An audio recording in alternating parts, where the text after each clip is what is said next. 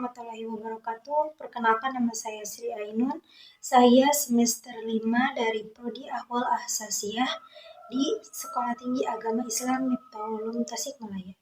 Saya membuat video ini untuk memenuhi tugas mata kuliah Fikih Muamalah yang dipandu oleh Bapak Dodo Suhada MPD. Dan langsung saja untuk mempersingkat waktu, saya ingin menjelaskan tentang pinjam meminjam.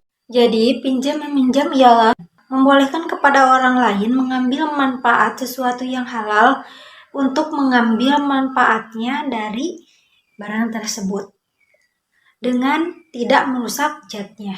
Kembalikan setelah diambil manfaatnya dalam keadaan tetap tidak rusak zatnya. Itu menurut Ripai tahun 2009. Dalam berinteraksi dengan masyarakat, seringkali terbentur dengan kemampuan dan kemauan. Kemauan yang seperti apa? Yaitu kemauan yang terbatas dan memenuhi kebutuhan yang mendesak dan terpaksa. Untuk memenuhi kebutuhan tersebut, manusia seringkali melakukan akad utang piutang kepada orang lain. Nah, peran pinjam-meminjam ini adalah pertolongan untuk membantu manusia melengkapi kebutuhannya.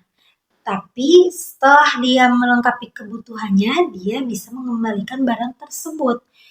Entah itu barang maupun uang.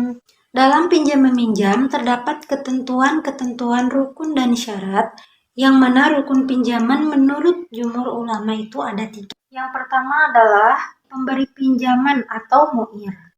Syarat bagi mu'ir yaitu barang yang dipinjamkan adalah barang milik sendiri atau harta milik sendiri. Kenapa harus barang milik sendiri? Karena untuk membebaskan peminjam dari tekanan dan berhak menggunakan barang dan tanpa ada yang menghalangi serta tidak ada dalam tekanan apapun. Yang kedua adalah yang meminjam atau musta'ir. Syarat bagi musta'ir yaitu dapat mengambil manfaat dari barang tersebut dan bisa menjaganya dengan baik sehingga ketika dikembalikan lagi barang tersebut masih terjaga dengan baik dan masih bisa digunakan manfaatnya. Yang ketiga adalah musta'ar, yaitu musta'ar itu barang yang dipinjamkan. Syarat bagi musta'ar adalah ada manfaatnya, bersifat tetap dan tidak diharamkan oleh syariat Islam dan sigoh. Sigoh adalah semua yang menunjukkan pemberian manfaat, baik berupa perkataan maupun perbuatan. Menurut para ahli fikih dalam pinjam-meminjam, disyaratkan beberapa hal, diantaranya pemanfaatan benda yang dipinjamkan tidak dengan mengkonsumsinya. Kalau tidak demikian, maka pinjam-meminjam tidak sah. Menurut Az-Zuhaili tahun 2007. Allah berfirman dalam surah Al-Baqarah ayat 245 yang artinya, siapakah yang memberi pinjaman kepada Allah, yaitu pinjaman yang baik, dalam artian yang menafkahkan hartanya di jalan Allah, maka akan dilipat gandakan pembayaran kepadanya dengan lipat ganda yang banyak dan Allah menyempitkan dan melapangkan rezeki dan kepadanya lah kamu dikembalikan. Jadi intinya kita harus memberikan pertolongan kepada manusia baik berupa barang ataupun kayak materi gitu, itu diharuskan sekali. Karena apa? Karena uang ataupun apapun itu tidak akan kita bawa ke alam sana, tidak akan kita bawa ke akhirat. Jadi betul-betul kita tuh harus memberikan pertolongan kepada yang membutuhkan. Dan yang memberikan pertolongan kepada manusia yang kesusahan atau apa, nanti kita akan diberi jaminan yaitu dilipat gandakan hartanya dan juga dilipat gandakan pahalanya juga. Jadi kita harus semangat untuk memberikan pertolongan kepada manusia yang membutuhkan. Jangan sampai ada manusia yang sedang kesusahan, kita malah acuh padahal kita mampu untuk membantu dia. Jadi harus kita bantu ya. Ada beberapa pendapat, yaitu yang pertama, menurut Hanafiyah, rukun ariyah itu ada 1, yaitu ijab qabul. Yang mana ijab qabul itu boleh diucapkan cukup dengan menyerahkan pemilik kepada si peminjam barang yang dipinjamkan boleh hukum ijab kabul dengan ucapan saja. Dan yang kedua itu menurut Syafi'iyah. Rukun aliyah sebagai berikut. Yang pertama, kalimat mengutangkan atau lafaz. Seseorang berkata, saya utangkan benda ini kepadamu, dan yang menerima berkata, saya mengaku berhutang benda atau uang ini kepada kamu. Syarat bendanya ialah sama dengan syarat benda-benda dalam jual beli. Yang kedua, mu'ir, orang yang mengutangkan atau yang meminjamkan, dan musta'ir yaitu orang yang meminjam. Nah, selanjutnya adalah syarat bagi mu'ir dan musta'ir.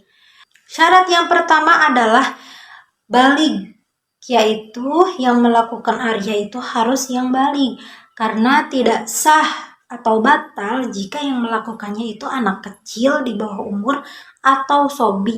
Yang kedua, berakal, maka batal aryah yang dilakukan oleh orang yang sedang tidur atau orang gila.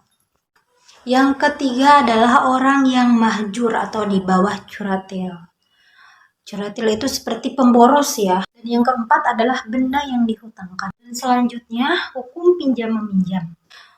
Hukum pinjam meminjam adalah sunnah karena setara dengan tolong menolong. Namun hukum pinjam meminjam juga bisa menjadi wajib dalam beberapa kasus tertentu. Misalnya wajib meminjamkan kain kepada orang yang memerlukan pakaian. Dan pinjam meminjam juga dapat pula menjadi haram apabila barang yang dipinjamkan tersebut dipakai untuk yang bertentangan dengan agama Islam. Misalnya rumah yang dipinjamkan untuk tempat maksiat atau yang berhubungan dengan yang diharamkan lainnya, atau yang berhubungan dengan sesuatu yang dipakai untuk sesuatu yang haram ya, misalkan untuk pesugihan atau apa gitu.